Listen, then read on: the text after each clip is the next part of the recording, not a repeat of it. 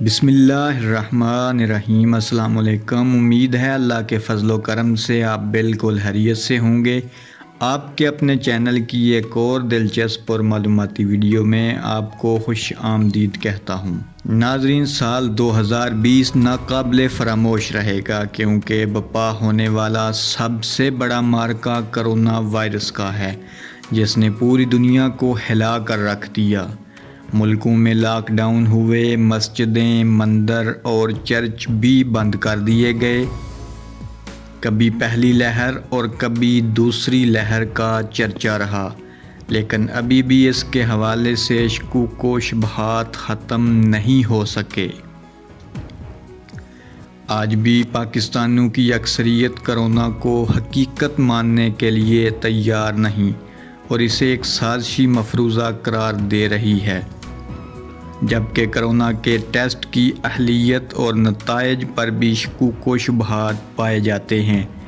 ایک جگہ سے ٹیسٹ کرائیں تو پازیٹیو ہوتا ہے اور اگر دوسری جگہ سے ٹیسٹ کرائیں تو نیگیٹو۔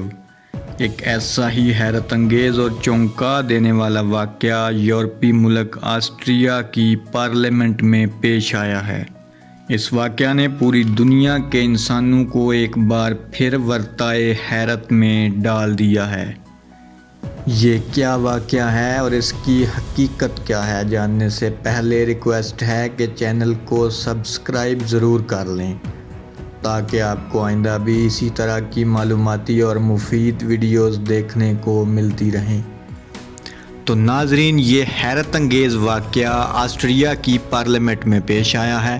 آسٹریا کے قانون دان نے پارلیمنٹ میں کھڑے ہو کر حکومت کو شدید تنقید کا نشانہ بنایا اور انہیں ہیلتھ ڈکٹیٹرشپ نافذ کرنے کا الزام بھی دیا۔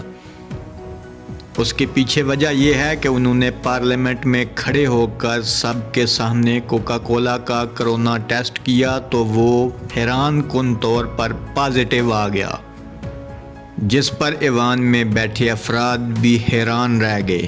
میکائل شینڈلز، جو کہ آسٹریا کی نیشنل کونسل کے ممبر ہیں اور فریڈم پارٹی کے ترجمان بھی ہیں، انہوں نے اپنی حکومت کی طرف سے کرونا کے حوالے سے کیے جانے والے ٹیسٹ اور SOPs کے ساتھ ساتھ علاج کو بھی شدید تنقید کا نشانہ بنایا۔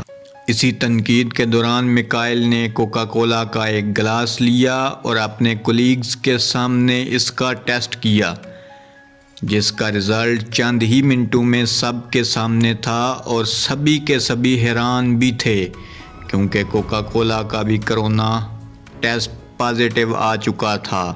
انہوں نے حکومت کو تنقید کا نشانہ بناتے ہوئے کہا کہ یہ صرف اور صرف دوائیاں بنانے والی کمپنیوں کو فائدہ پہنچانے کے لیے ڈھونگ رچایا جا رہا ہے۔